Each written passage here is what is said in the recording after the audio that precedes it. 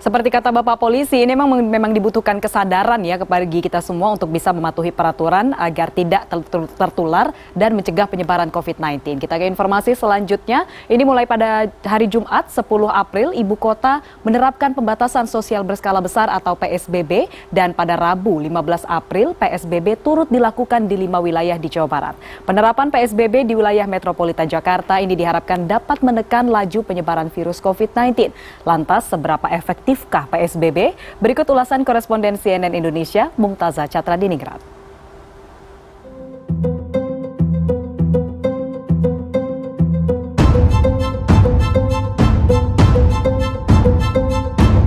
Pembatasan sosial berskala besar atau PSBB diharapkan dapat menjadi solusi untuk menekan penyebaran COVID-19 di sejumlah daerah di Indonesia, terutamanya di kawasan metropolitan Jakarta.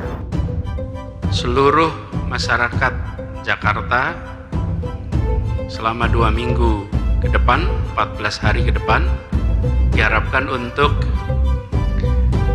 berada di rumah.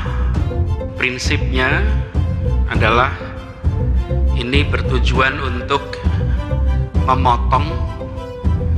memangkas mata rantai penularan COVID-19, di mana Jakarta pada saat ini merupakan epicenter dari masalah COVID ini.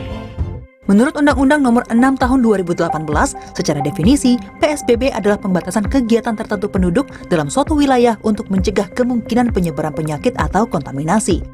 Di antara pembatasan yang diterapkan oleh Gubernur DKI Jakarta adalah mengurangi jumlah transportasi umum yang beroperasi, merumahkan kegiatan belajar mengajar anak sekolah, dan meniadakan kegiatan peribadatan untuk sementara waktu. Dan tak hanya itu. Tempat-tempat umum dilarang untuk berkumpul lebih dari 5 orang.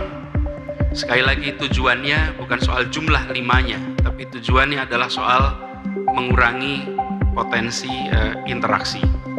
Ya, mengurangi potensi interaksi. Inilah yang menjadi dasar penerapan PSBB. Namun sebenarnya bagaimana PSBB dapat mengurangi penyebaran COVID-19? Think of a large gathering, or you think of a crowded space, and people are very close to one another. If you have infected individuals in that clustering of people, the opportunity for the virus to pass between people is much greater because you are physically closer to one another. What physical distancing does is just that. It actually separates people out. So think of that same cluster of people, but spread out over a much larger geographic area. You remove the exposure. You remove the opportunity for that virus to pass between one person and another.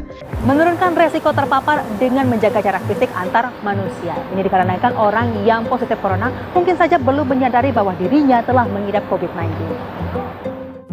Rata-rata masa inkubasi COVID-19 hingga menunjukkan gejala adalah 2 minggu. Dalam 2 minggu tersebut, seseorang bisa saja telah mengidap corona dan tanpa sadar menyebarkan virus tersebut ke orang lain. Sifat alami virus corona inilah yang membuat penanganan penyebaran virus ini berbeda.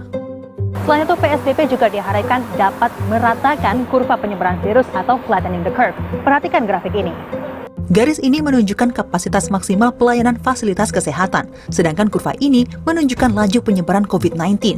Jika jumlah pasien positif meningkat cepat hingga melebihi kapasitas dan kemampuan fasilitas kesehatan, maka mereka yang sakit akan lambat tertangani dan resiko kematian akibat COVID-19 pun meningkat. Dengan PSBB, kurva ini diharapkan dapat didatarkan, sehingga fasilitas kesehatan dapat melayani pasien dengan maksimal karena penambahan pasien positif COVID-19 tidak membludak. Social distancing, physical distancing alone is not enough. It has to be part of a much larger package of interventions.